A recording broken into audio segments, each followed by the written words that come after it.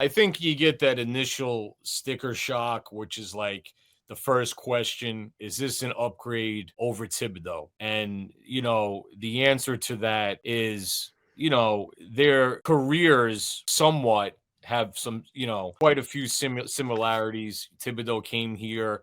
He was with two other organizations. He was very successful, didn't win, coached good players. Derrick Rose, MVP year one, didn't win an NBA title. And I think what'll wind up happening and is as we get into this, Mike Brown, out of what was out there and who you were able to interview, and when I say what was out there, Jason Kidd was not available, Billy Donovan was not available, Ime Udoka was not available. They're under contract, right? So you can't even say that those guys were available. The Knicks inquired and they were told those guys are not available.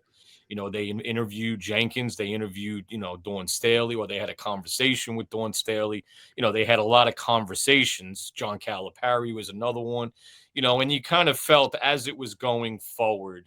And once Brown's name got out there, he has I think he's like a point away from having a 60%, 600% winning percentage. Here's one thing when you peel the layers of the sticker shock, because right away, is he better than Thibodeau? But the Knicks decided to make a change. Okay.